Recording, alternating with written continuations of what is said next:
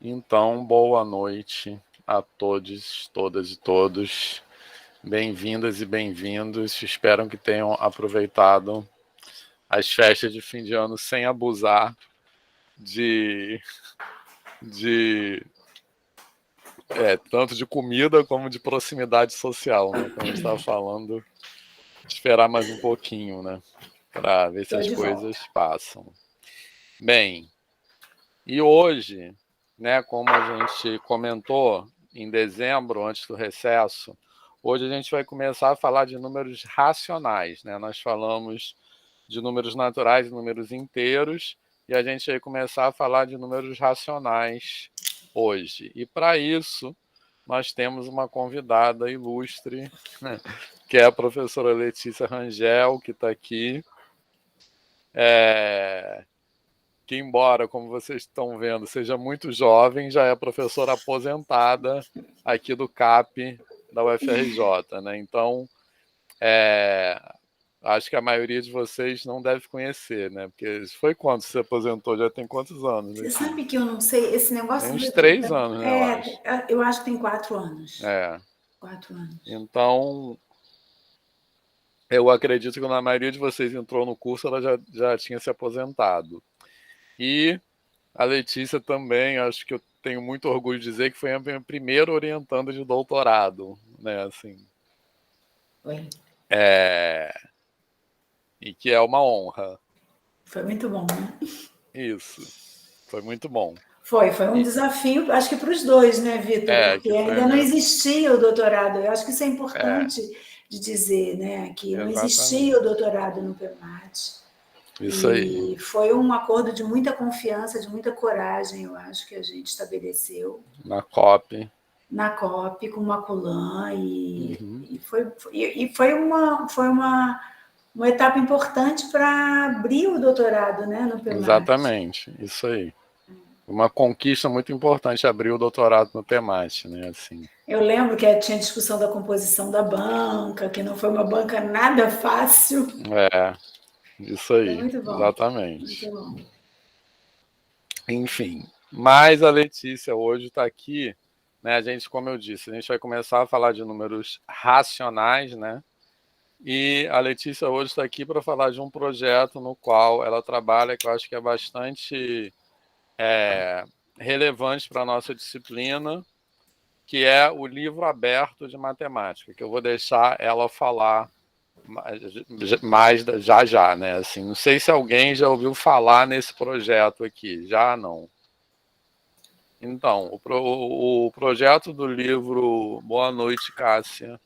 O projeto do livro aberto de matemática, né, como o nome está dizendo, né, um projeto de desenvolvimento de material didático, né, de um livro didático de matemática que é produzido de uma maneira completamente diferente que os livros didáticos convencionais, porque ele tem código aberto, ele fica disponível na internet de forma livre, etc. E tem um trabalho bem bacana sobre números racionais. Então, é interessante vocês conhecerem esse trabalho, tanto pela forma como o livro é produzido mesmo, que a Letícia vai falar daqui a pouco, né? E como vocês sabem, vocês têm um trabalho que faz parte da avaliação da disciplina de avaliação de livro didático, né? Então, isso também acho que essa nosso encontro de hoje vai ajudar nesse trabalho e também para o conteúdo de ensino de frações, né? Assim. Então é isso. Agora eu vou passar a palavra para a Letícia e acho que também bacana que Antônio também já aplicou esse material, né? Na turma, no ensino fundamental, não foi? Então ele vai poder falar também. Então vai lá, Letícia, a Bom, palavra é primeiro sua. eu já estava falando, mas boa tarde, boa noite, né? Ainda tem luz, mas é boa noite já para todas e todos. É uma pena que esteja todo mundo, só o Felipe que eu consigo ver a carinha. É uma pena, porque é bom ver a carinha de futuros professores ou de professores. A maioria já está em sala ou são recém-formados? Não, aqui é graduação, Letícia. Ah, é Ninguém, graduação, tá. Então tá ninguém ninguém é formado. formado, mas alguém, bom, acho que alguns Carinha de futuros professores. Eu costumo dizer que talvez hoje seja a profissão mais importante no nosso país. Vocês são corajosos, estão assumindo uma tarefa importantíssima, que é a tarefa de levar a educação, e especialmente ensino de matemática, para todos os jovens, para toda a juventude, aí, a nossa próxima geração. Mas alguns aqui já dão aula, né? Assim. E eu acho que é uma profissão de muita coragem, e hoje, para mim, não é porque eu sou professora, não. Para mim, é a profissão mais importante no cenário do que a gente está vivendo no Brasil. A gente tem uma responsabilidade enorme. Como o Vitor disse, eu trabalhei no colégio de aplicação por 25 anos, onde atuei na formação de professores. No outro dia eu estava conversando com o André Novaes, não sei se eles conhecem, e dizendo que como todo mundo foi meu licenciando, assim, muita gente que eu conheço. Então, foram 25 anos de colégio de aplicação e 5 anos antes no município. Então, foram 30 anos de sala de aula e mais várias outras atividades. É um prazer estar aqui. E o Vitor me contou que vocês estão estudando números e que já fizeram uma varredura aí nos números naturais inteiros, não é isso, Vitor? E que agora a abordagem vai ser dos números racionais. E que ele achava que o livro aberto, a experiência do livro aberto, o material do livro aberto, podia ajudar a orientar, a começar essa discussão. Eu acho que é bem apropriado, eu concordo com o Vitor. E o Antônio aí pode contribuir na hora que quiser, tá? O Antônio pode falar o que você quiser na hora que quiser. Porque o livro que a gente vai olhar hoje, né, o livro de frações, ele tem uma proposta de abordagem inicial de frações. Então, eu acho muito legal que a gente possa discutir primeiro a abordagem inicial do ponto de vista do ensino, que é o que é feito no livro que a gente vai discutir, para depois vocês olharem para a formalização. Eu acho que deveria ser sempre esse caminho. A gente deveria chegar à formalização impregnado do ensino e não o contrário, né? E, então, eu acho que é acertada essa escolha do Vitor, né? Então, eu conto com o Vitor, que também foi autor desse livro, e com o Antônio, que é uma pessoa que conhece o material, para a gente dinamizar aqui a discussão. Eu vou compartilhar uma guia aqui. Eu aproveitei alguns slides que eu tinha de outras.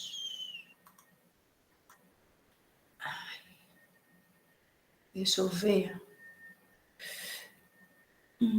Peraí, deixa eu voltar, porque senão eu não consigo ver vocês. Deixa eu abrir aqui.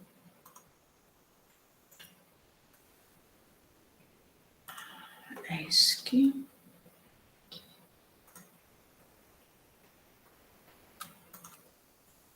Foi. Agora eu vou compartilhar aqui uma guia. Mais fácil assim. Vê se vocês estão vendo já. Está entrando. Tá. Porque aí eu quero conseguir ver vocês também, então eu vou fazer uma mudancinha aqui na tela. Senão eu não vejo vocês. Então, de vez em quando eu vou estar olhando para o lado. Bom, então vamos lá. Esse aí, Frações do Ensino Fundamental, volume 1, quer dizer que a gente tem a pretensão de fazer um volume 2, é o material que a gente vai olhar hoje, que vai ser a base da reflexão de hoje. Mas ele é parte, ele marca o início do projeto Livro Aberto. Aqui estão alguns dos autores: Cidara, Ripoll, Fábio, Humberto, eu, Vitor, o Vanderlei e o Ellerson, que eu não sei se eles conhecem. Acho que não. Não, né? A gente teve também a contribuição da Ana Paula, uma professora do Colégio de Aplicação da UF, e então esse livro já caracteriza bem o projeto, que é um projeto que se desenvolveu a muitas mãos, tem essa pretensão de maneira colaborativa e envolvendo necessariamente em todas as etapas professores com experiência na educação básica e professores que atuam no ensino superior. Inclusive esqueci de falar, Letícia, que a Letícia também é minha coautora no livro que nós estamos usando aqui, de números naturais e números inteiros. Eu vou ser Que nós já Cidara. Cidara, que eu lembrei porque apareceu o nome da Cidara. E Isso. Cidara, que apareceu, nós três somos coautores desse livro, né, de números naturais e números inteiros. A Cidara é professora da URGS, do Rio Grande do Sul, e o resto do pessoal é do Rio, né? O Fábio é da Unirio, Humberto e Vanderlei são da UF, e o Ellerson é do Cefet, e também é professor colaborador aqui do PEMAT. Isso. Muito bem. Mas onde se encaixa, que projeto é esse em que se encaixa o livro de frações? O nome do projeto se chama Um Livro Aberto. É um projeto com apoio do INPA e da Obermep. A gente já teve inicialmente o apoio do Itaú Social também, mas hoje ele é conduzido basicamente pelo INPA e pela Obermep. E que tem, como está dito aqui, a intenção de repensar o ensino de matemática em uma iniciativa aberta e colaborativa. Então, quando a gente pensou inicialmente em dar um passo nesse sentido, de repensar o ensino da matemática produzindo material didático e material didático aberto, a gente precisava saber como isso ia funcionar e pensamos em começar por onde era mais difícil, pelo que a gente achava mais difícil. E a gente acha que o mais difícil de ensinar na educação básica é frações. Então, por isso nasceu primeiro o material de frações, que tinha como objetivo a gente entender, um projeto piloto ainda, a gente entender como funcionaria o projeto e que parâmetros a gente queria dar para esse projeto, que características a gente queria dar para esse projeto. Aqui está o endereço, eu daqui a pouquinho posso botar aqui no chat, para todo mundo ter acesso a esse material, não precisa ter pressa agora. Quais são as características estruturantes desse projeto?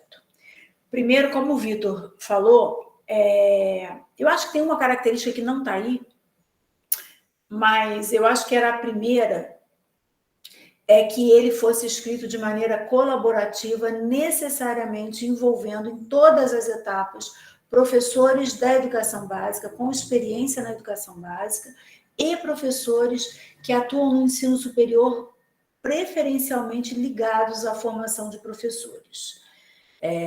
Então, essa era uma premissa inicial. A gente considerou também que queria que fosse um material aberto. Aberto em que sentido? O código é aberto, qualquer um pode baixar o material e adequar à sua realidade, fazer as adaptações que quiser, inclusive imprimir, que ele continua aberto, desde que só tem uma condição, que dê a origem ao livro aberto e que repita essa licença. A licença só não permite fins comerciais, mas pode imprimir, pode usar, pode modificar, pode fazer novas versões, desde que registre a origem inicial, a versão original, né? E que repita a licença nesses materiais. Tem também como premissa reconhecer a pesquisa científica. A gente sabe que um dos desafios da educação matemática é aproximar, esse livro fala disso, né? Um pouquinho dessa história da desordem da educação matemática, que é essa dificuldade de trazer os resultados de pesquisa para a prática da educação básica. Então, a gente assumiu o compromisso de produzir o material sempre respaldado pelo que as pesquisas estavam apontando. Eu vou dar um exemplo. Podem interromper e perguntar na hora que acharem que precisam, tá? Por exemplo, a gente, no livro de funções, a gente, antes de começar a fazer uma proposta para o ensino de funções, foi investigar o que se sabia sobre as dificuldades, o que tinha de novo sobre o ensino de funções, propostas de abordagem, metodologias, e aí o material é construído, é elaborado a partir dessas referências. Um terceiro ponto é que a gente acredita que a composição da equipe, a forma como o livro vem sendo produzido, ele permite estabelecer um diálogo entre a universidade e a escola, que também é um desafio que a gente tem na formação de professores. Aproximar esses universos. Então, por um lado, quando a gente leva questões típicas da prática de educação básica, a gente passa a refletir a origem dessas questões. Então, nesse sentido, eu acho que a escolha do Vitor foi acertada, porque a gente parte do ensino para pensar, tá, mas como é que eu justifico isso aqui, ou como é que isso se estabelece formalmente na matemática, ou de maneira rigorosa na matemática, nesse sentido de construção científica. E, por outro lado, leva as questões da educação básica, os problemas, as dificuldades, a linguagem, o que é, de fato, o que a gente está querendo ensinar para a discussão na formação de professores na universidade. A gente vai ver bons exemplos disso, eu acho, na discussão do livro. Eu queria destacar alguns pontos que eu acho que são importantes na fala da Letícia.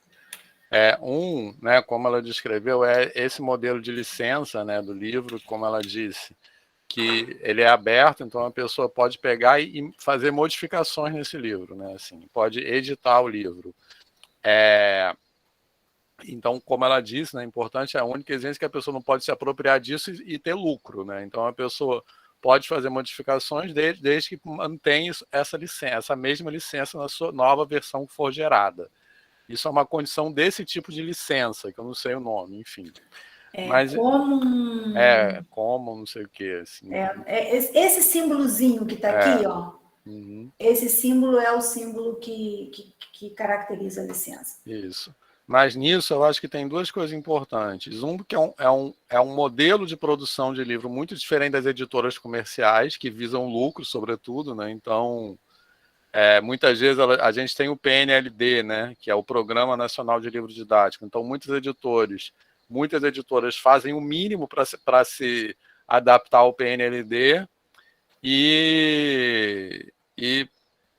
ou seja, tem outro modelo de produção completamente diferente, outra dinâmica. Outra coisa é a possibilidade do professor se apropriar do livro, né? Assim, porque quando o livro vem pronto, isso estabelece, imexível, né? Assim, isso estabelece uma relação, muitas vezes, que o professor não se sente, vamos dizer assim, autorizado para adaptar aquele livro, assim, para mexer naquele livro. Então, acho que isso é uma característica importante. Acho que esse modelo estabelece mais uma relação do professor com o livro, do professor, num certo sentido, se sentir coautor também do livro, porque ele pode mexer no livro. E isso também foi inspirado em experiências que existem em outros países, né?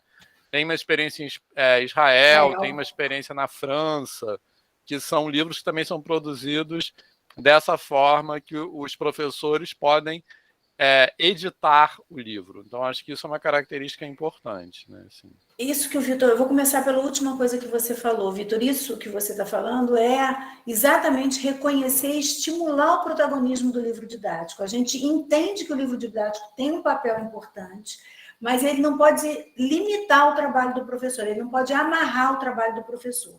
Então, é uma cultura que a gente não tem, mas a possibilidade de um material livre e que o professor possa fazer as adequações que ele achar necessárias para a turma que ele tem, para a realidade que ele tem,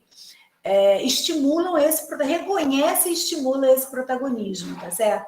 E pode ser uma maneira da gente enfrentar tanto as limitações de um programa que atende muito mais as editoras do que as necessidades do ensino, que é o PNLD, e também da gente cobrir as diferenças territoriais do nosso país. Então, a gente acredita nesse modelo de diversas maneiras. A gente tem cultura de um modelo como esse? Não, a gente está aprendendo a fazer. Então, o próprio processo de produção do livro está nos ensinando e produzindo conhecimento também sobre essa perspectiva. É um projeto que ao mesmo tempo gera conhecimento e não só o material didático, né? Acho que isso é importante da gente ressaltar. Quer falar alguma coisa, Vitor? Sim, muitas vezes essa relação do professor com o livro, né? Os professores eles seguem os livros assim como se fosse uma bíblia, né? Entre aspas, digamos, ipsis literis, né? E como a Letícia falou, a gente está num país que tem diferenças culturais enormes e às vezes dentro da, mas além disso, né? Às vezes dentro da própria de uma mesma escola, o que funciona numa sala não funciona na outra. Cada turma é uma turma. Isso, né? Exatamente. Então não tem um modelo, qual é a melhor maneira de ensinar e o livro vai dar aquele caminho. Não existe isso. Não existe. Então, isso. E como está escrito ali, o protagonismo do professor, né? Professor é essa relação na qual o professor segue o livro cegamente, entre aspas, reduz o trabalho do professor a um aspecto tecnicista, como se o professor fosse simplesmente um executor, né? Então, isso é reconhecer o professor como um profissional, né? Assim, que tem. E fala, Felipe, eu ia falar outra coisa, esqueci. Pode falar. Felipe está sem som. Você está com o microfone desligado, Felipe. Não, agora que foi, por aí, fala. Não, então, eu ia falar que até aqui na UFRJ mesmo, não foi uma matéria só não. Se eu não me engano, umas 3 matérias já aconteceram de o modelo de aula ser o seguinte: eles obrigam a gente a ler o livro que eles recomendam e as nossas aulas síncronas são para tirar dúvidas de acordo com as nossas leituras. Tipo, eu acho isso bizarro, mas acontece muito aqui.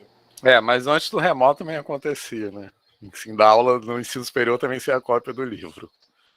Mas, enfim, na educação básica isso é muito fala.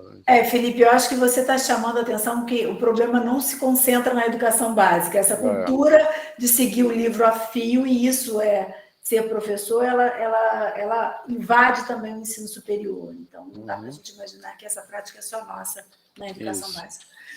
E mais uma coisinha rápida na fala da Letícia, que é outro ponto que eu também quero destacar, que é o seguinte: educação matemática é um campo de pesquisa, né? Assim, então, e muita gente tende a pensar assim que não precisa, para a gente pensar nessas questões referentes ao ensino de matemática, você pode fazer de orelhada, digamos assim. Então é importante que ele falou que esse livro é fundamentado nos resultados de pesquisa, né? Que já contribuem, enfim, que já são, como o nome está dizendo, resultados científicos, né, no campo da educação matemática. Eu acho que ficou aí, por último, desses 5 itens, eu acho que a gente só não falou da contribuição para a formação do professor. Eu acho que eu pincelei essa coisa do diálogo, mas o diálogo só é importante, é necessário, mas ele não é uma ação específica de formação de professor. Então, a gente tem observado que o livro tem alcançado a formação de professor de várias maneiras. Parte dele tem sido usada como referência nos cursos de graduação. Então, por exemplo, a Cláudia Segadas usou o material de funções na disciplina que é sobre ensino de funções. E nós estamos usando aqui também. Exatamente, era o outro exemplo. A gente está aqui começando a discussão de frações, de números racionais, a partir desse material. O Humberto, por exemplo, que é uma pessoa que tem uma capacidade de produção incrível, ele botou a maior parte dos alunos dele de PIBID para fazer exatamente essa ligação entre a pesquisa científica e a prática de sala de aula e ensino. Então, tinha que discutir sobre como trabalhar equivalência e igualdade. Vamos ler tudo que tem sobre equivalência e igualdade, vamos aplicar na sala de aula e tal. Então, mobilizou também as licenciaturas, em particular, mobilizou as licenciaturas da UF, inicialmente da UF, da Unirio e da UFRJ, e da Federal do Rio Grande do Sul, com a Cidara. Mas hoje vocês vão ver, a gente tem professores de várias regiões e essa interferência, esse uso está ampliado, né? Então, ele pode, além disso, No projeto, a gente tem produzido oficinas, cursos, então tem várias maneiras do livro estar sendo usado na formação, usado de fato na formação do professor. Ó, o Osmar está falando ali no chat que ele estava, acho que é na aula da Cláudia, né? Onde ela usou isso. Eu estou sem o chat aberto. Né, Osmar? É na aula de funções, né? Isso. Isso. E, inclusive, o material de funções tem um negócio muito legal. Eu vou chegar mais adiante aí, mas eu posso adiantar isso.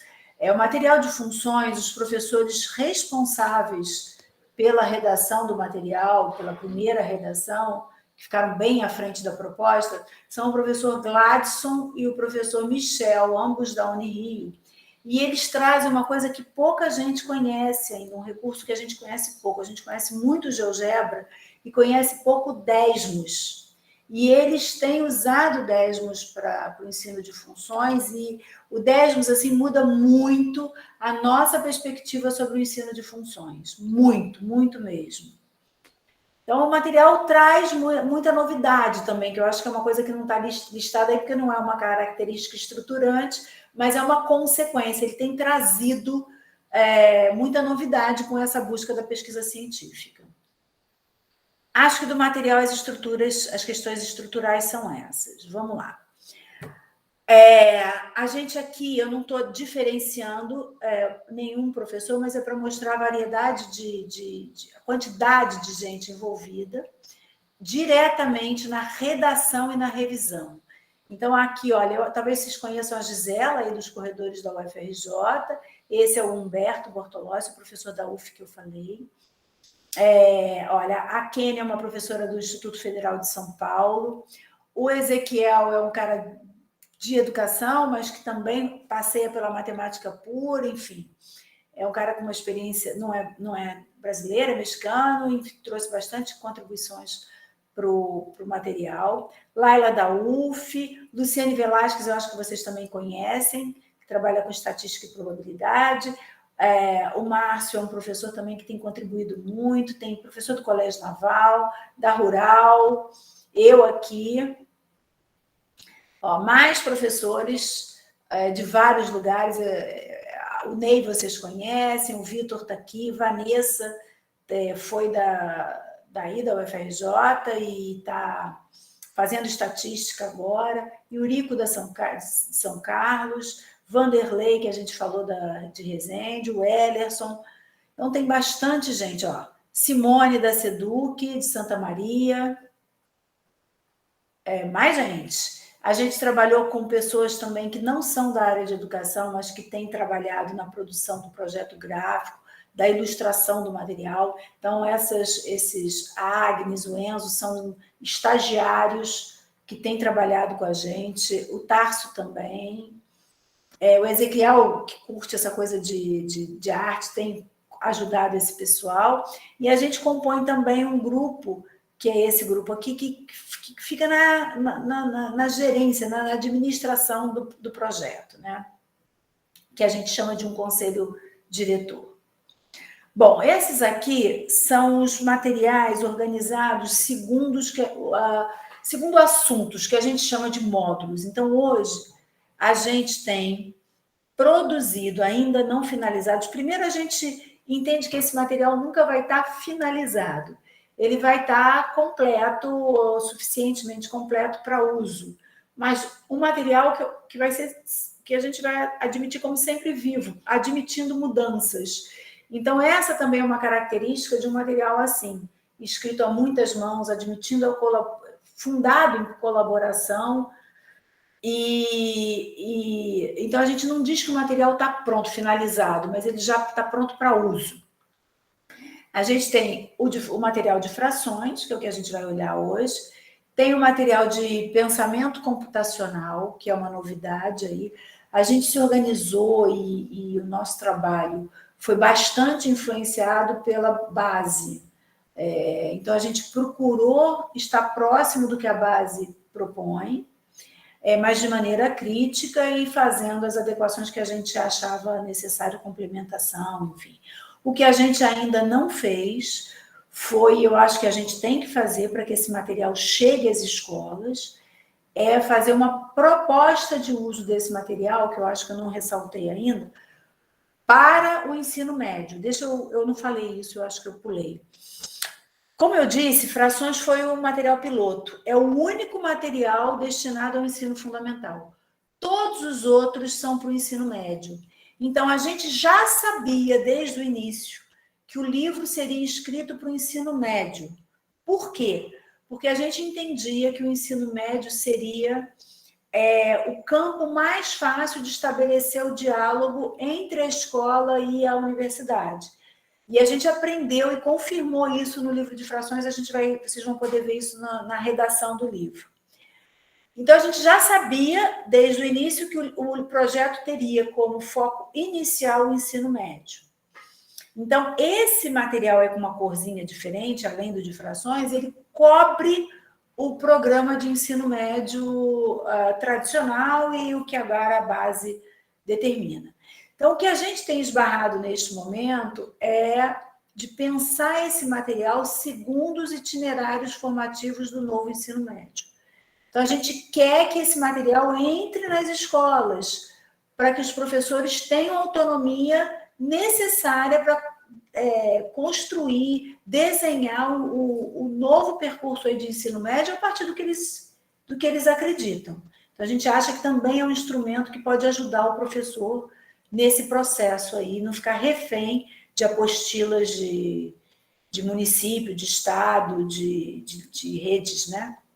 Então, a gente tem pensamento computacional, que é um material bem interessante. Ele está dividido em 2 etapas. Numa primeira etapa, começa usando as questões matemáticas para apresentar a programação e o pensamento computacional, com uma linguagem de computação em português. E numa segunda etapa, propõe problemas matemáticos para serem resolvidos pela computação, pelo pensamento computacional que os alunos já desenvolveram na primeira etapa. Tem educação financeira, que também está um material bem interessante. Esses já estão mais finalizadinhos. Estatística e probabilidade, que tem um trabalho muito legal e já foi super avaliado. Talvez o problema maior, não é o problema, mas o desafio maior de estatística e probabilidade seja diminuir o material, que ele está bem extenso. Tem análise combinatória, geometria, que é um bloco muito extenso, porque a gente tem geometria espacial, tem geometria plana, tem transformações, tem várias coisas em geometria. Tem a parte de funções, que cobre tudo de funções que tradicionalmente é ensinado no ensino médio. E tem um bloco que a gente chama de a matemática nas ciências sociais e da natureza, que traz uma proposta bastante inovadora de abordagem a partir de projetos. Muito bem, até aqui alguma pergunta? Sim, isso tudo eles têm acesso pelo link que você vai disponibilizar Eu depois. posso até, deixa eu só trocar aqui. Olha, é esse site aqui. Então, estão vendo o site já? Dá para ver, Vitor? Sim. Isso aí então, é a página do site. É a página do site. Aí vem aqui, ó, produções, ensino médio.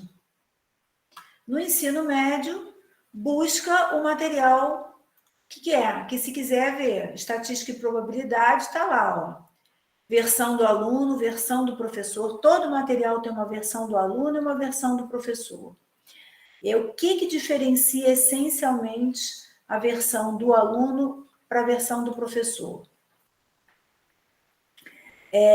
Diferente dos livros didáticos convencionais, a gente estabelece uma discussão com o professor da proposta de abordagem, de questões conceituais, do que a gente leu e aprendeu na pesquisa científica, tudo está registrado lá.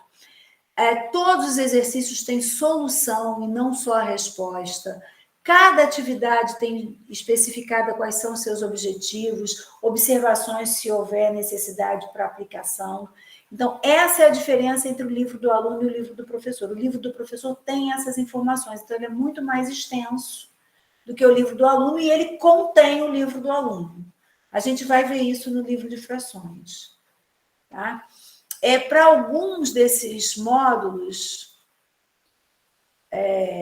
aqui eu acho, a gente tem as atividades também, atividades soltas para facilitar o uso do material.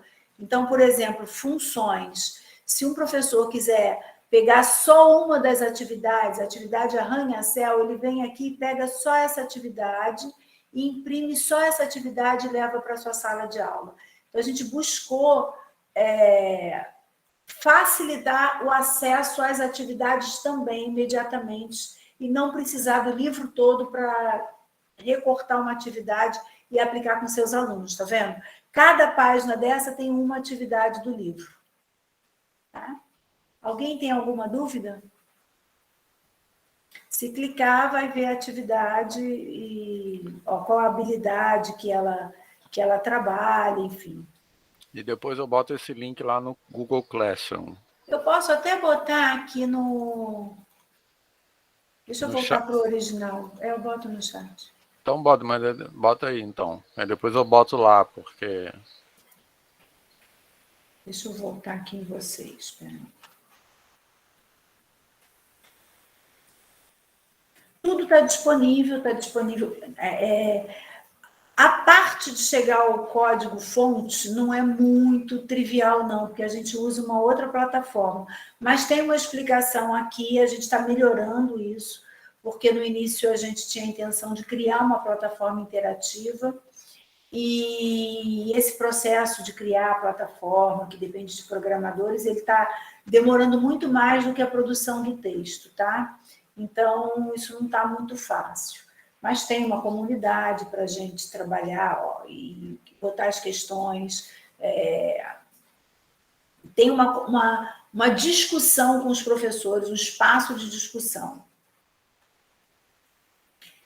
Não sei se alguém quer ver mais alguma coisa aqui. O que você acha, Vitor?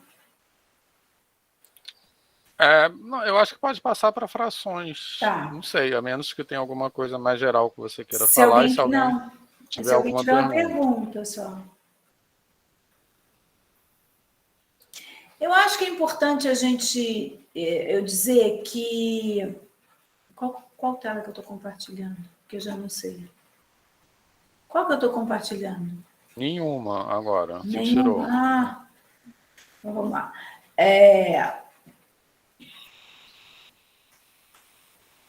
Eu acho que é importante eu dizer que esse processo, eu estou nos bastidores, né? Então, uma das coisas que a gente aprendeu é que não é fácil escrever, muito menos de maneira colaborativa. É muito mais fácil o que essas editoras fazem, que elas têm uma forma e encaixam ali as atividades. Porque tem uma negociação, e essa negociação ela é riquíssima. A gente passava, às vezes, uma manhã inteira discutindo um único assunto para decidir sobre como abordar aquele assunto no livro.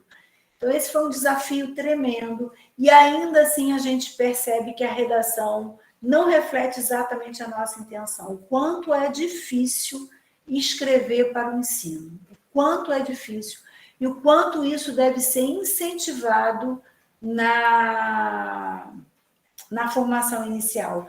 Tem uma experiência que o Fábio está desenvolvendo agora na Unirio, Vitor, que ele usou o processo que a gente tem feito de revisão do material com os alunos da graduação. Então, os alunos pegam a atividade do livro, fazem o mesmo processo de avaliação que a gente faz e devolvem, criando uma outra atividade.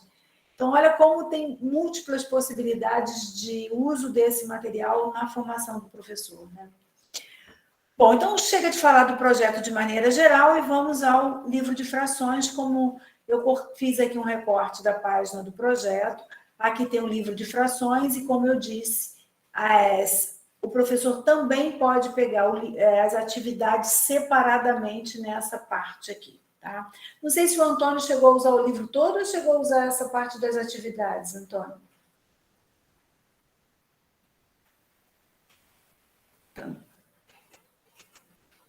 Não tem teu som.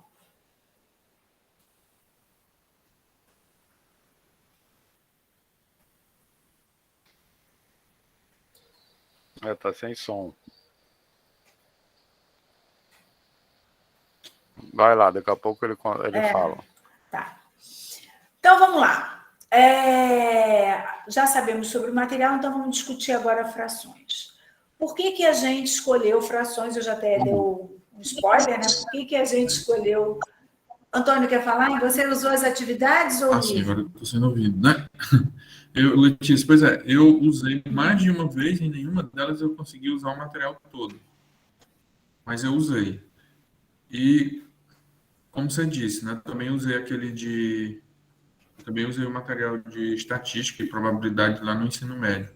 Eu usei ele ainda menos do que o de frações, né? Lá no ensino médio, a gente tem ainda a pressão da questão do Enem, né? Então, não deu tempo, porque realmente é um material próprio para que você ofereça ali uma disponibilidade maior para se trabalhar. Foi assim que eu vi, né? O material, por exemplo, de frações. E, inclusive, foi muito importante. Dá para notar que realmente ele responde, embora ainda tenha essa dificuldade, certa vez, acho que até conversei isso com você, Letícia, ainda tem essa dificuldade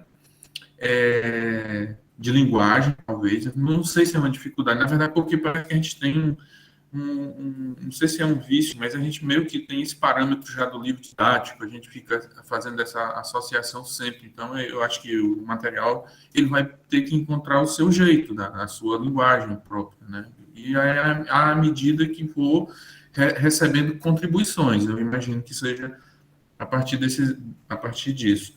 Mas eu nunca consegui terminar todo, por exemplo, porque eu fazia realmente, eu tentava fazer de maneira a nível de oficina.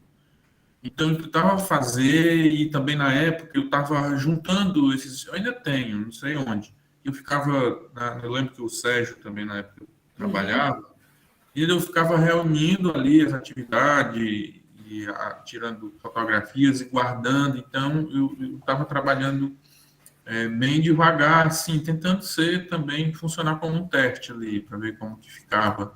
Aí, por isso, assim, não corri direto e também nem abandonava totalmente o livro didático, né? Ainda por essa bobagem da gente ficar insistindo nessa questão do cumprimento ali do que tem no livro, né? Eu vi aqui o comentário da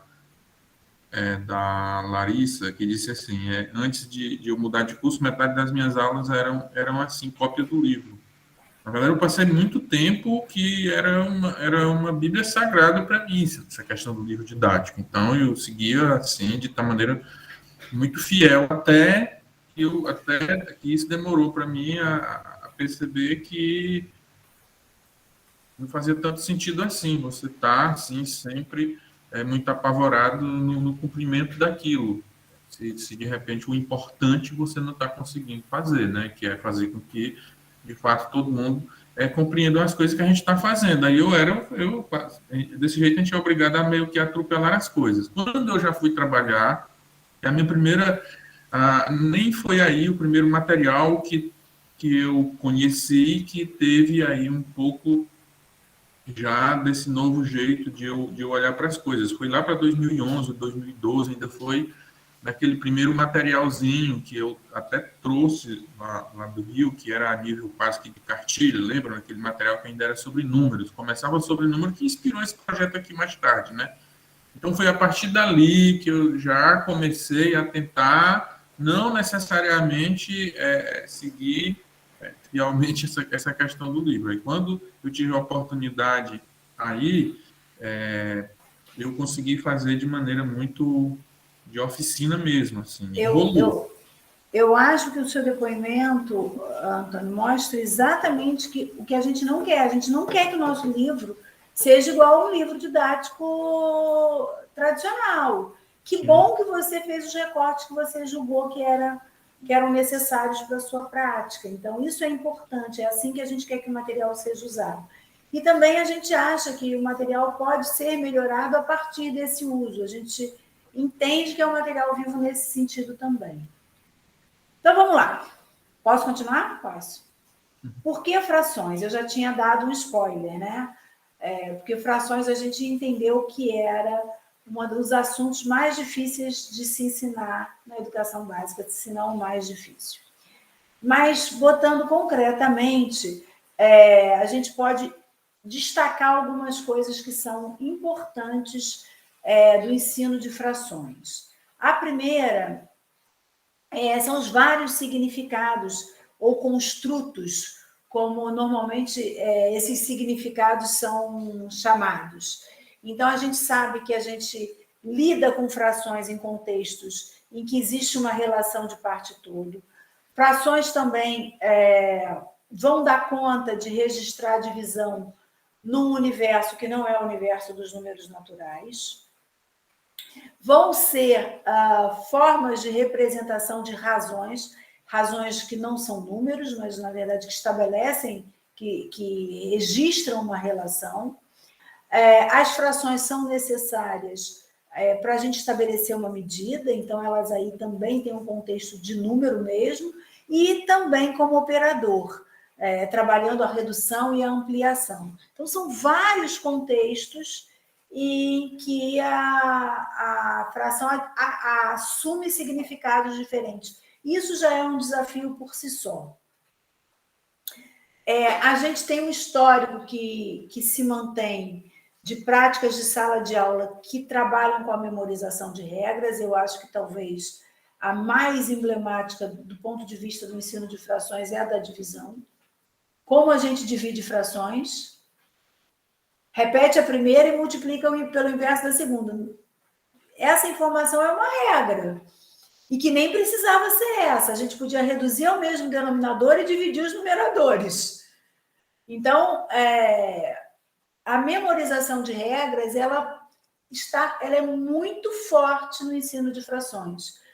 E isso é um obstáculo para a aprendizagem, a gente entende. Se a gente olhar para o registro de frações também, o registro já reflete uma dificuldade, porque o menino tem que ler necessariamente duas informações, um número em cima, um número embaixo, e ele vem aprendendo ainda a escrever no sistema decimal, quer dizer, ele está aprendendo ainda, construindo a representação dos números na horizontal e, de repente, surgem números que ele tem que ler na vertical. Então, o processo não é trivial e ele lê dois números para dar conta de um outro significado numérico. Algumas propriedades que valiam nos números naturais deixam de valer. Alguém consegue me dizer uma propriedade que deixa de valer?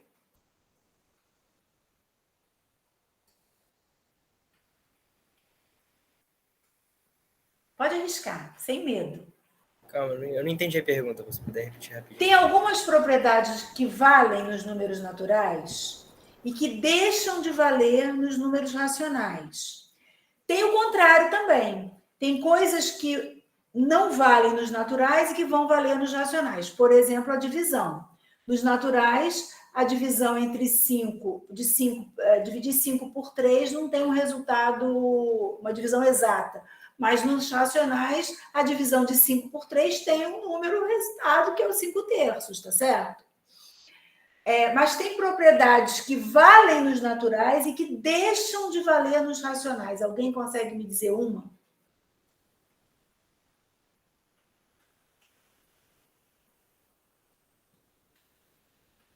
É uma propriedade que caracteriza os naturais.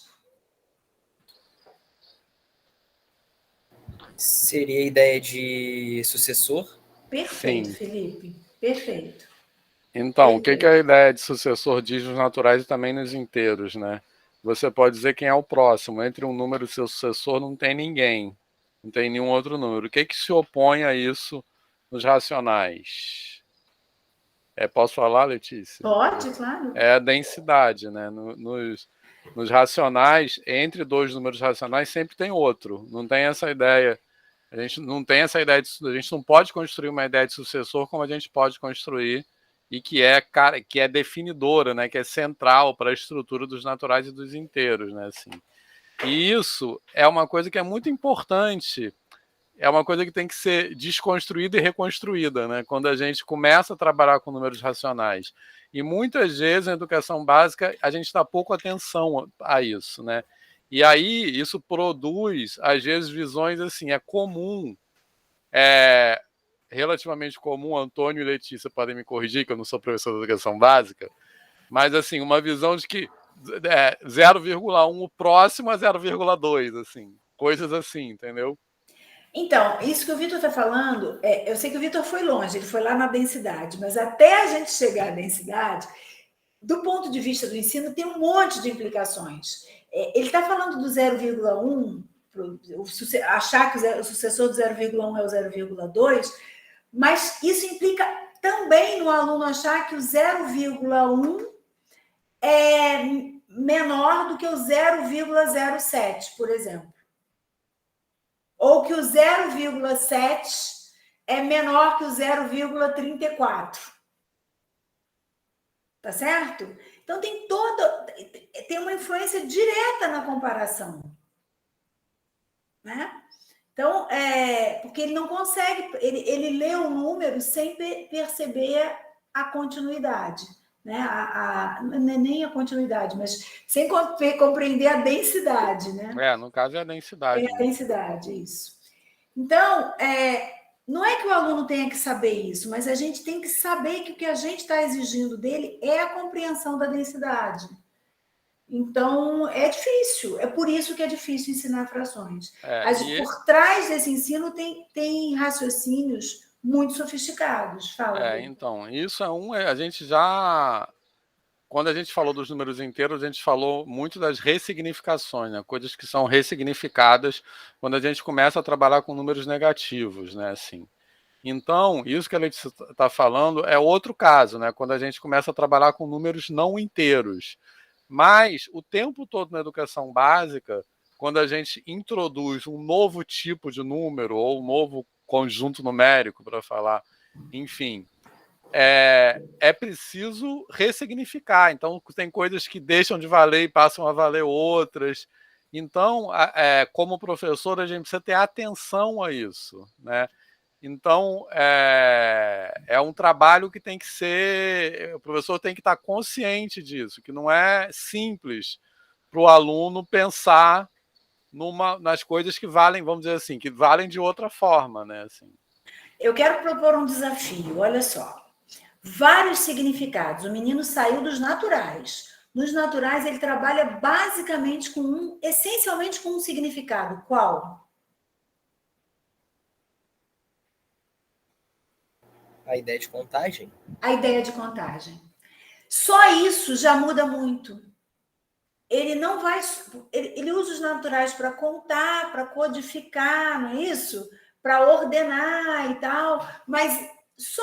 E aí a gente apresenta para ele um outro universo numérico que dá conta de vários significados. E a gente faz isso tudo de uma vez só. A gente não, né? A maior parte dos livros, ou tradicionalmente o ensino tem feito isso de uma vez só. E sem muito critério. Então, muitas vezes o menino consegue compreender parte toda, mas não vai compreender a divisão, ou vai demorar mais tempo, né? Então, tem esse... Vamos para o outro, memorização de regras. No caso dos números naturais, eu acho que o desafio maior são os algoritmos que a gente tem esse desafio, que são dar significado às operações sem valorizar os algoritmos, né? Então, permitir estratégias diversas para os alunos. Aqui, com os números fracionários, a gente tem um desafio ainda maior, porque se o menino já veio com as regras, aquelas regras não valem, ele tem que aumentar a coleção de regras e, além disso, ele tem menos significado ainda. Por exemplo, a gente não pode dar o significado de soma, de equipartição para divisão, tá certo? Então, olha o desafio da memorização de regras. Vira uma coleção de regras que é impossível do cara sustentar o aprendizado dele a partir dessa memorização de regras. A maneira como são escritas, eu já comentei, quer dizer, ele vem escrevendo horizontalmente, lê um número em seguida do outro, ele tem que ler 2 números um embaixo do outro. As propriedades. E, por fim, a coordenação necessária das diferentes unidades em diferentes níveis. Eu acho que essa é a mais difícil de explicar. talvez lendo aqui vocês não consigam dar nome, associar o que é. Mas quando a gente fala 5/3, e a gente pensa em 5/3, a gente está reunindo 5 pedacinhos de 1/3, concordam? Nesse processo, ele está contando 5 vezes 1/3. Ele está juntando, justapondo, reunindo 5 vezes o 1/3. Mas o 1/3, que tem um papel de unidade aí nesse processo, ele não é a unidade 1. A unidade 1 vai ser o número 1, não é o 1/3. O número 1 nesse processo vai ser o 3/3. Então, ele tem que coordenar 2 unidades. A gente vai ver isso no material. Então, esse é um outro desafio de frações. Então, isso tem a ver com o que o Felipe falou da contagem, né? Porque quando a gente trabalha com números naturais que estão fundamentados, vamos dizer assim, na ideia de contagem, a unidade é dada, né? Assim, a unidade é o 1, a gente só trabalha com uma unidade, que é o 1. Por quê? Porque quando a gente conta, a gente não admite subdivisões da unidade. Já quando a gente está trabalhando com números racionais, que são números de medida, a gente admite subdivisões da unidade. Isso significa, como a Letícia falou, que não tem mais uma unidade privilegiada. Então, isso, vamos dizer assim, complica muito as ideias, assim, quer dizer, demanda um trabalho. Isso é muito difícil. Exatamente. Isso é muito difícil. E a gente para pensar que o aluno começa com parte todo, que é um negócio que já limita a ideia de fração, porque nem sempre fração tem o todo é o 1, e ele vai ter que registrar com frações coisas que são maiores do que 1, enfim. Essa é a profissão que vocês escolheram, o desafio de vocês é ensinar frações. Vocês não escolheram uma profissão fácil, é uma profissão difícil, muito difícil, tem que estudar muito, tem que saber muito, para que a gente possa ensinar esse tipo de coisa para os alunos, e eles precisam desse assunto. Essa é a próxima lâmina. A gente sabe... Pode falar, Felipe. Não, eu só ia complementar também que essa ideia de passagens dos naturais para os racionais ainda, essa ideia que envolve o parte e o todo, às vezes ela não fica explícita e até dificulta as pessoas a entenderem que os números naturais também são racionais. Às vezes as pessoas pensam, o 3 é natural, mas não é racional. Tipo, muita gente pensa assim, tem essa dificuldade de concatenar esses dois conjuntos.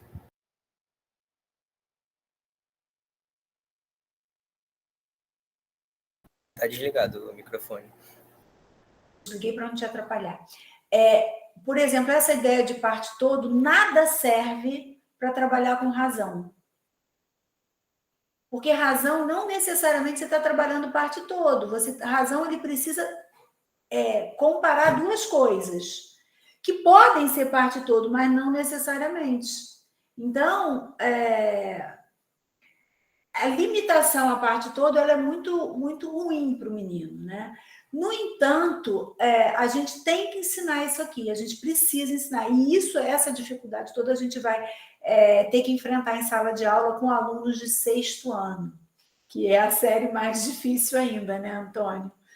Então, por que a gente tem que ensinar frações? A gente podia dizer assim, isso aqui é muito difícil, então não vou ensinar não, a gente limita, ensina um pouquinho menos, restringe e tal, o que a gente faz, quais as escolhas que a gente faz para ensinar frações. A gente tem que ensinar por quê? Porque frações são elementos-chave no desenvolvimento do raciocínio proporcional. E o raciocínio proporcional está ligado a vários outros conceitos matemáticos que o menino vai trabalhar ao longo da educação básica. Está associado à medida. As frações, esse é um trabalho do VU muito legal, elas oferecem um ambiente... ela oferece contextos, oportunidades, problemas que desenvolvem aspectos gerais da matemática.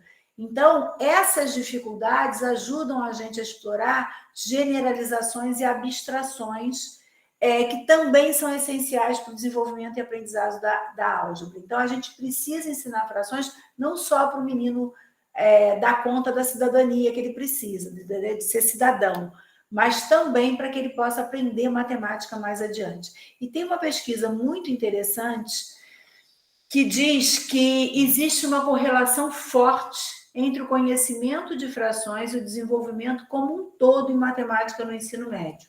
De fato, o conhecimento de fração no 5º ano prediz como será o desempenho futuro em matemática do aluno melhor do que parâmetros como testes de QI, proficiência e leitura, capacidade de memória, renda e educação familiares, e o conhecimento prévio de números naturais. Então, se a gente se passar pela nossa cabeça que a gente pode simplificar o problema, não pode. A gente precisa ensinar frações por vários aspectos, tá? Tudo bem até aqui? Vitor, quer falar alguma coisa? Tá. Então, para a gente dar sequência agora, a gente vai explorar a introdução de frações na escola do zero. Então, tudo que a gente está pensando aqui, na verdade, não é para alunos, pode ser também para alunos do 6º ano, o Antônio aplicou esse material, porque cabe para alunos de 6º ano, mas, considerando a proposta que a gente tem hoje da base, que é a nossa referência, que propõe a abordagem de frações a partir do 4º, 5º ano, esse material é para essa etapa, para a etapa bem inicial de frações. E o convite que eu faço agora para vocês é que vocês pensem a partir da ideia de alunos, tá? Como é que o aluno pensaria? Não procurem evitar o que vocês já conhecem, tá? Tem uma... Eu acho que os objetivos que a gente pode ter com esse olhar aqui para o livro é a divulgação do material, e a gente já fez isso, e discutir, explorar a abordagem inicial de frações a partir das atividades que compõem o livro. Esse material, o volume 1, ele tem até agora 5 lições. Eu acho que dificilmente a gente vai conseguir discutir com a proposta que a gente tem as 5 lições aqui, porque eu estou propondo que a gente discuta a partir das atividades. Então, a lição 1 é uma lição bem introdutória de frações e tem uma proposta de introdução bastante diferente do que vocês certamente estão acostumados. Depois, a lição 2 fala em juntar frações da unidade. Depois, a gente vai olhar as frações na reta numérica.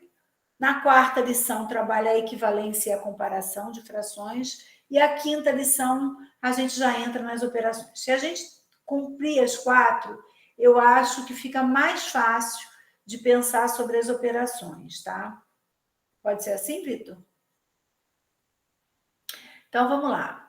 Tinha uma chargezinha, por que ela não está aparecendo? Eu acho que eu posso ter ocultado. Não.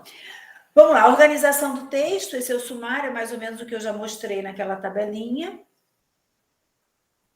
Eu vou voltar ao formato do livro para vocês entenderem, porque a gente pode explorar isso em alguns momentos. Lembra que eu disse... Só não é mais charge, não, Letícia, é meme agora. É meme? Vou falar, Ah, tá. Obrigada. Charge é do nosso tempo, tá? Do seu tempo. E se continuar a pandemia, você vai me passar, tá? Então, tem um memezinho que eu não sei por que sumiu aí. Pode ser que ele apareça e eu tenha colocado na ordem que não deveria ser a ordem. Bom, como eu disse, todo o material do livro aberto, ele tem... Nesse caso aqui são as lições. No de ensino médio, a gente não chama de lições, mas de atividades, vão correndo direto às atividades. Ou sessões, enfim. Cada sessão ou cada lição tem uma conversa com o professor, dizendo o que vai ser trabalhado ali, quais foram as escolhas feitas e quais são os objetivos daquela lição. Eu não vou começar aqui com vocês pelos objetivos, a gente vai depois ler esses objetivos. Eu quero que a gente comece experimentando as atividades. Cada atividade, além disso, tem os seus objetivos específicos e tem uma conversa com o professor sobre a atividade. A gente tem também a organização em 3 sessões fundamentais. elas não são as únicas sessões, mas essas são as sessões necessárias, estruturais de todo o material do livro aberto. Então, a gente começa sempre por um problema que a gente chama de atividades iniciais. Essas atividades iniciais compõem a sessão explorando o assunto. Então, não tem no livro aberto, seja no de frações ou no de ensino médio, o início assim, vamos definir logaritmo. Logaritmos são. E aí, depois, propriedades dos logaritmos. Agora tem um monte de exercício. Não tem isso. Então, a gente começa com um problema que propõe, de maneira investigativa, a discussão ou a abordagem conceitual do que está sendo trabalhado. Então, essa é uma característica que vale para cá, para frações, mas vale para o livro aberto como um todo. Depois que... Fala, isso Victor. aí eu acho que é uma coisa muito importante, e é uma coisa que eu já falei aqui várias vezes, né? Assim, muito comumente no ensino de matemática, na educação básica, e acho que mais ainda na educação superior, a gente começa a falar de uma coisa apresentando a definição, né? Assim, isso aqui eu não sei o que, depois vem aplicações, sei lá, né? Isso que a Letícia está falando é a inversão disso, né? Assim, e esse modelo usual que você começa apresentando definição, ele não só a gente acha que ele não ajuda a aprendizagem porque as definições muitas vezes não fazem sentido, né? Eu acho que vocês já devem ter tido essa sensação de chegar na aula, o professor falar, isso aqui é não sei o que, né? Trazendo para o ensino superior. Anel é não sei o que lá. Aí a gente tem aquela, o que é isso? Né? Assim, da onde vem isso, para onde vai? Né? E também, então, na educação básica, mais começa, aqui é logaritmo, é não sei o que.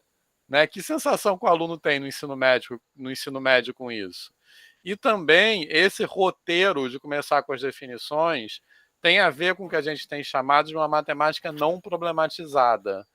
É uma matemática que a gente apresenta os conceitos como se eles fossem dados, sem discutir, como eu disse antes, de onde vem para onde vai, né?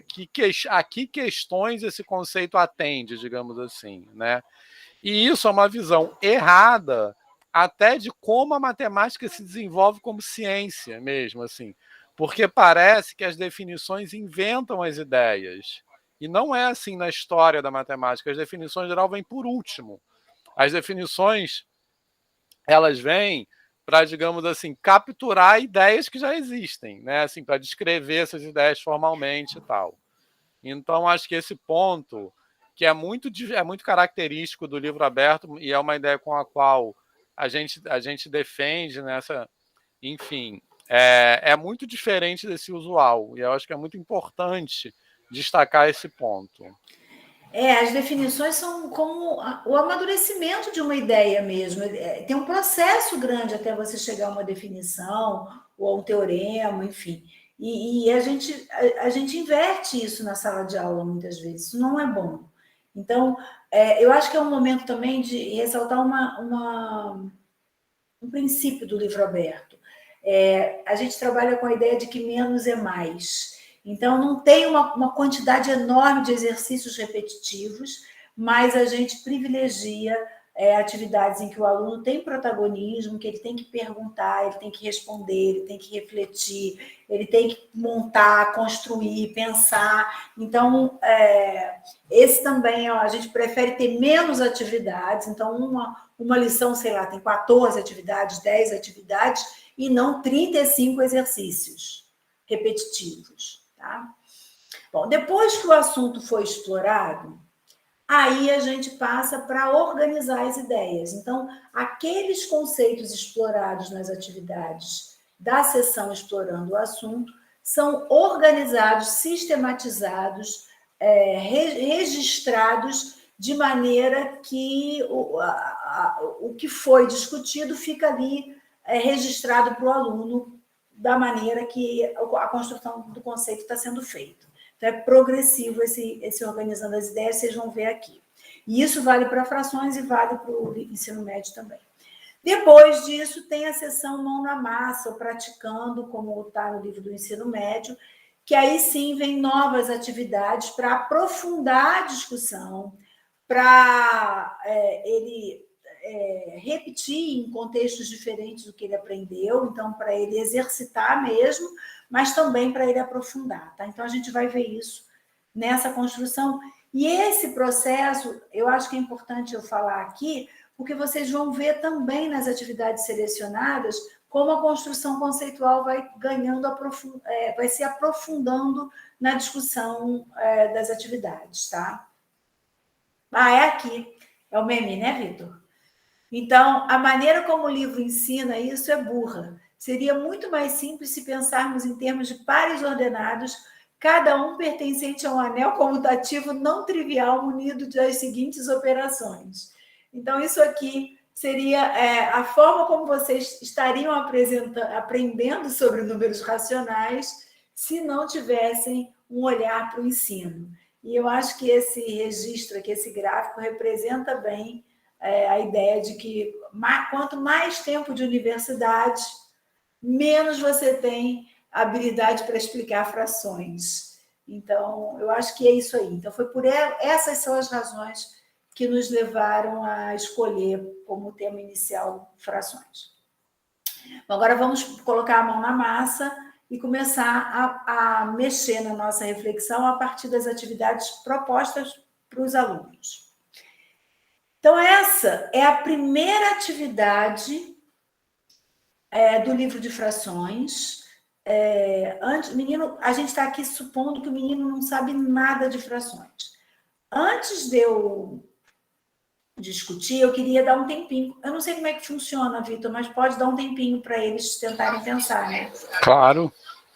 E pensar sem levar em conta o maldito do conhecimento. Então, vocês vão esquecer o conhecimento de vocês e vão pensar como se vocês não soubessem nada de frações, tá? Pensar como se vocês estivessem tendo o primeiro contato de frações. Letícia, em geral, a gente faz como vai até 10 horas, a gente faz um intervalo por volta das 8 horas. Mas acho que a gente pode discutir essa atividade e depois parar para o intervalo. Okay? Tá bom. Então, eu vou dar 2 minutinhos, pode ser?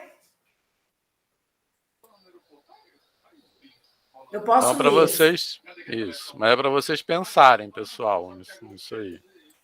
Pensar na atividade, pensar no que ela está propondo, no que ela é de diferente do que vocês lembram, do que aprenderam de frações, ou viram em algum livro.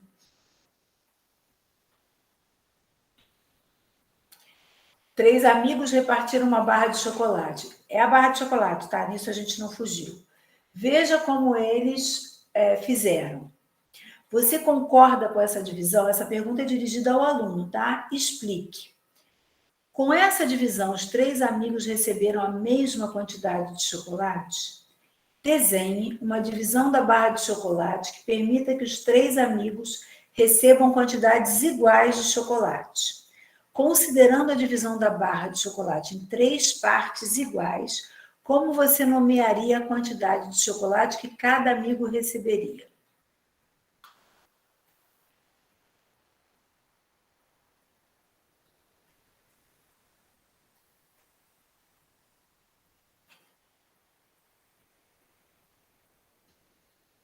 Mais um minutinho.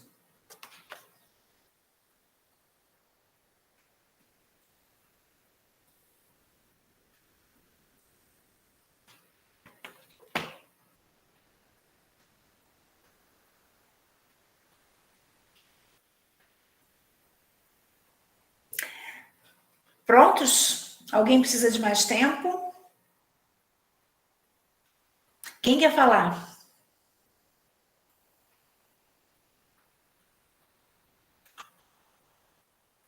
Ninguém? Tem que falar alguém, gente. Senão perde a graça.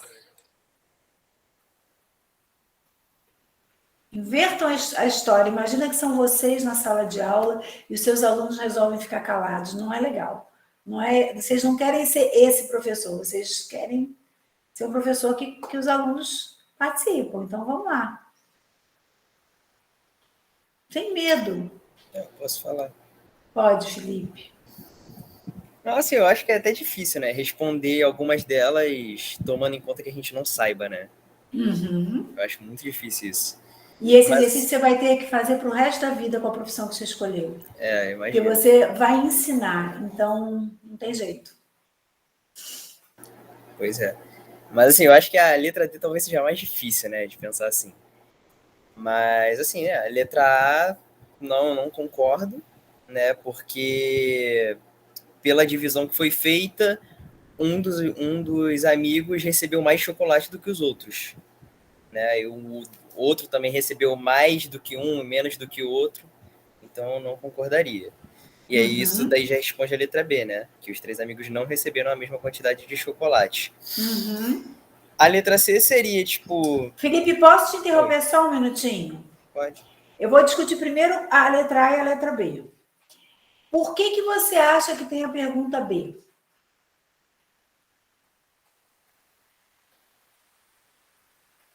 Não sei. Alguém arrisca? Luísa?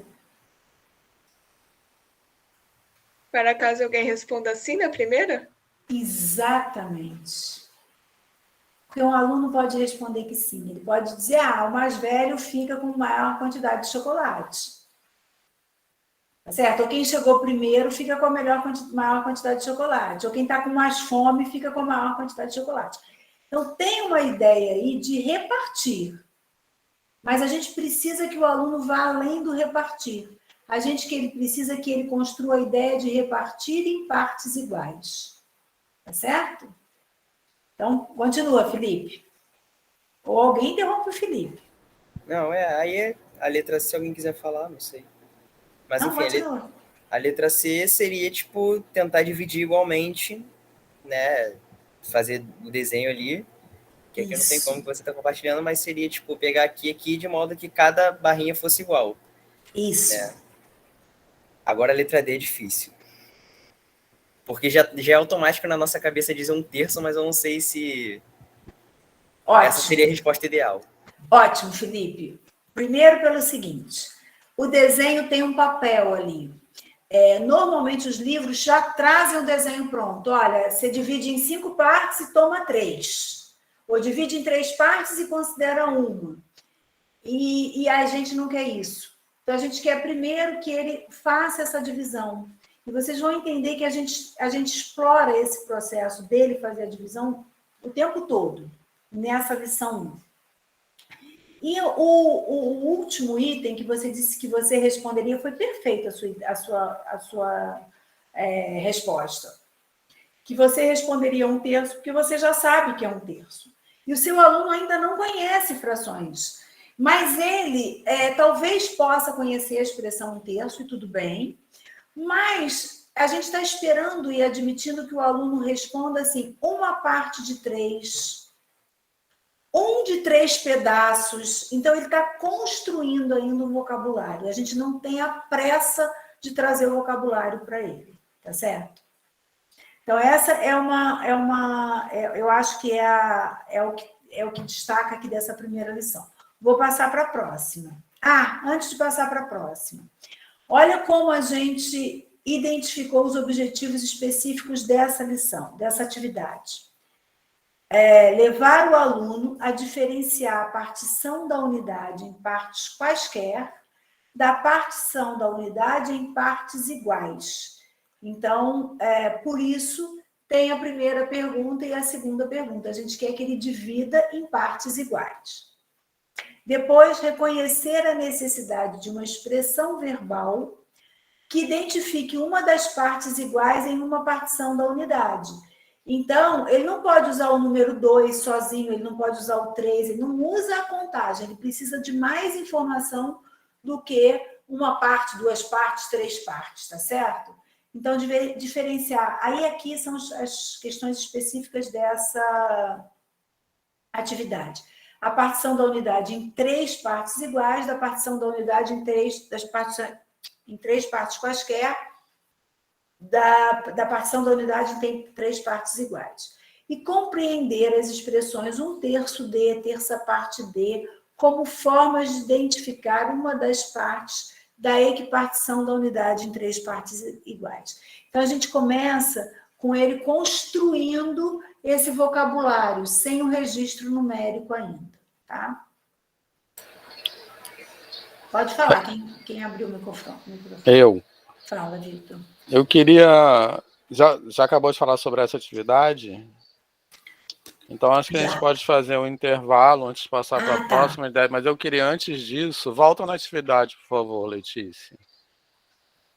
Eu acho que a Letícia falou uma coisa muito importante, que o exercício de se colocar no lugar do aluno é definidor na nossa profissão, né? Assim. E uma atividade, por exemplo, que eu gosto muito de fazer aqui é aquela de fazer contas em outras bases, né? Que a gente fez. Que é isso! E daqui a pouco a gente vai fazer isso com números racionais, tá? Escrever números racionais em outra base e fazer aquelas Eu vou te dedurar, tá, Vitor? A primeira vez que eu propus ao Vitor para dividir, eu te propus divide um número na base 7 por outro na base 7, sem recorrer à base 10. Lembra disso? Lá na praia? Sim. E o Vitor dizia assim para mim, eu não sei dividir. Então, exatamente. A gente tem essa sensação, né? Assim, de tirar do automático aquilo. Isso. E aí a gente acaba desenterrando coisas que a gente achava que sabia, que a gente sabe que tinha segurança, mas que estão automatizados. Enfim.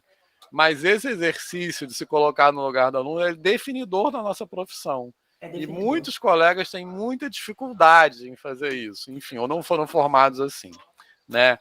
E um outro aspecto que eu quero destacar aqui é que essa atividade é uma atividade, como a Letícia falou, de introdução do conceito, né? Então, repara como ela é construída.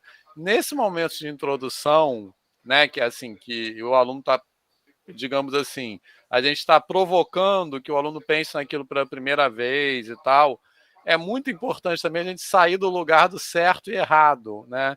Então, por isso que eu acho que tem esse encadeamento da questão A, da questão B, porque você poderia, simplesmente, o aluno responde a questão e fala, não é isso, está errado. Isso não ajuda em nada o aluno a construir aquelas ideias, né? Então, e a gente acho que é muito formado como professor de matemática, talvez mais do que em qualquer outra disciplina, para ter essa visão em relação à produção ou à resposta dos alunos que classifiquem certo e errado, simplesmente, né? E a questão de estar certo ou estar errado é muito pouco relevante nesse momento da aprendizagem. Exatamente. E a gente, no lugar de professor, de se preocupar, de ter essa visão, ajuda muito pouco também a aprendizagem nesse momento. Eu acho que isso é muito importante, a gente sair desse lugar. E é um exercício também, porque a gente é educado como matemático para ficar nisso, do certo e do errado. Enfim, era isso. Muito bom, Vitor. Antes, então, da gente fazer o intervalo, que eu não sei de quanto tempo é, 10 eu vou minutos, deixar... em geral. Tá, eu vou deixar outra atividade aqui. Próxima, tá? Então, a gente volta às 8h10, é isso? Isso. Aí na volta a gente já começa discutindo isso. Já podem ir olhando e pensando nela, né? Certo, Letícia? Isso, pensem nela, tá? Então, valeu. Como é que vocês fazem? Vocês fecham a câmera, é isso? Eu paro a gravação, depois eu começo de novo. Tá bom. Então, valeu.